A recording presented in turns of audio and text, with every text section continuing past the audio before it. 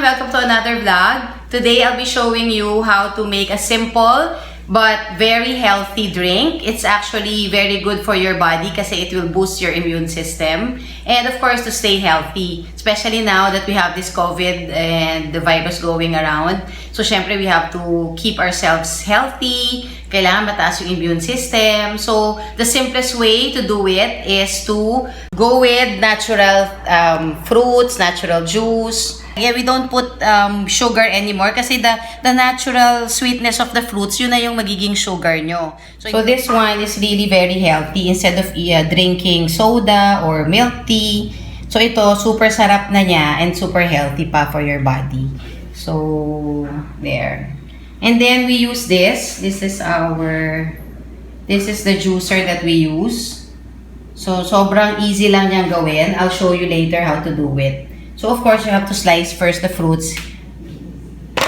Make sure that it will fit this one. Yan. So, I'll show you later how to do it.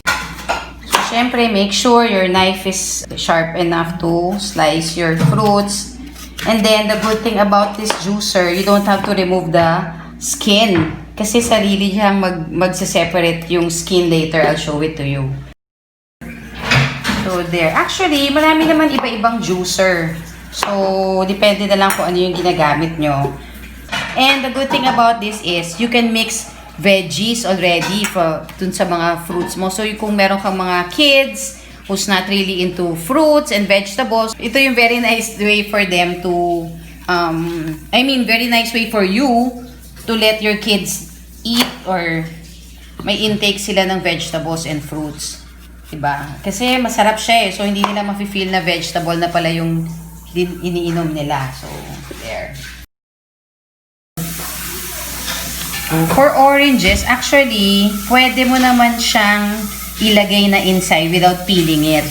Sabi naman dun sa machine, yun ang instruction. But, just to be sure, para you can take care of your juicer, saka yung blade, hindi masyadong mahirapan. So, it's nice na rin na you remove the skin. Para hindi masyadong mahirapan yung juicer.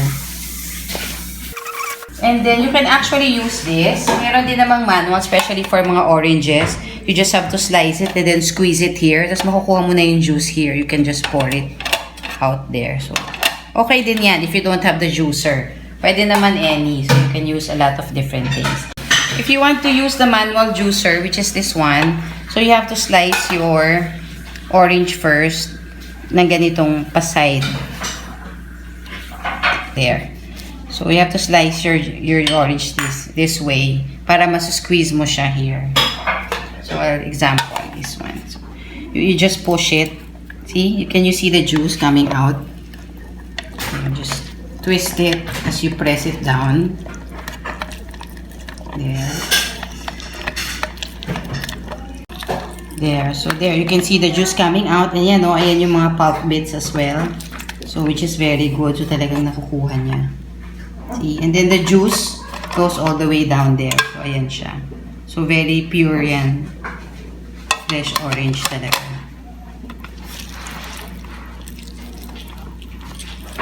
So, pwede rin naman. Kung wala kayong juicer, you can do this.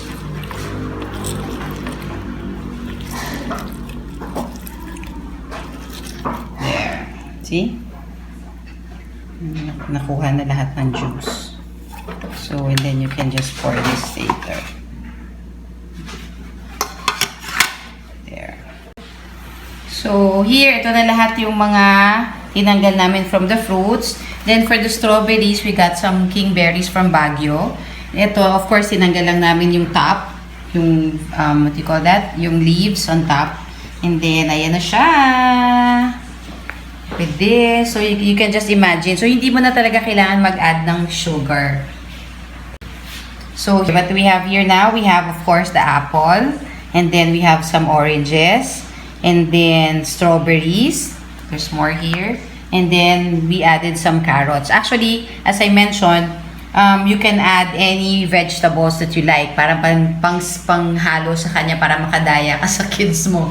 So, there's a lot of nutrients, of course, that you can get from the fruits and the vegetables. Depends on what you like to add. So, there. Okay, so now we will use the juicer. So, first, of course, you have to turn on your juicer. Iba-iba naman, as I mentioned, you can use any kind of juicer. Then, this is the place where you will put all the fruits in. So, example, I have my apple. So, lagyan nyo lang siya sa loob. Then, cover and push. There. Now, let's put the orange. Nag-filter lahat ng mga skin, yung mga balat.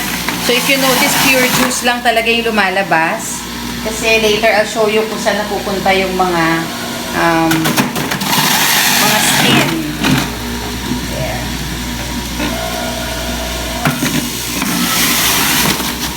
There. Ayan o, sobrang ganda. Look at that. So, and then let's put some strawberries.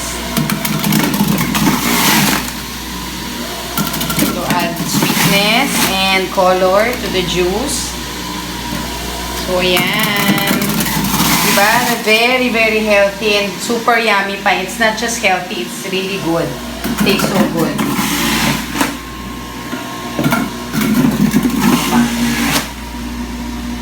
Okay, so ayan. So, just add ka lang na add and then push lang down. Oops. Check mo lang, like this one, almost full na yung cup mo. So, you have to be ready with your pitcher. So, transfer mo lang siya to a bigger pitcher. Ay, kung marami kang gagawin. Look at that.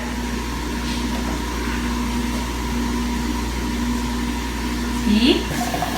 By the way, tumatalsik siya. So, make sure you wear your apron para hindi kayo matalsikan. Siyempre, depende kung kayo lang naman. You don't have to make too much.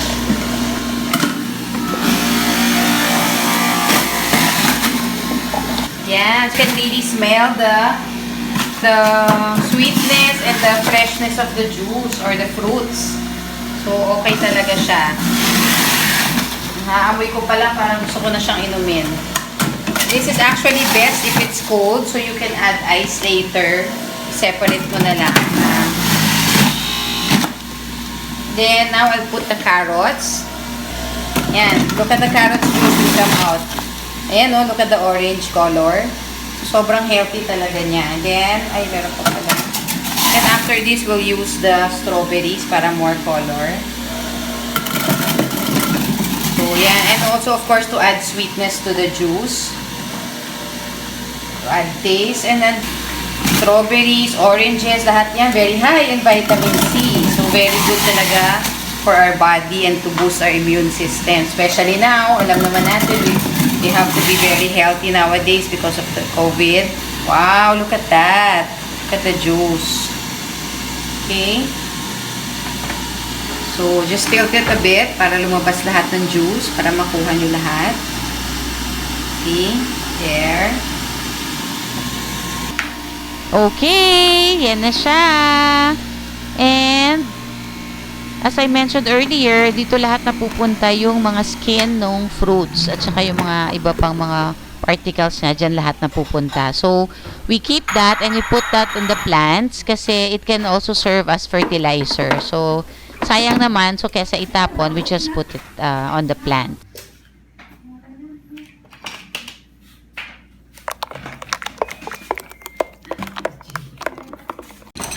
Okay, so we added some ice para mas masarap. Siyempre, mas cooler, mas masaya, mas masarap. So, ayan na siya. Time to enjoy it.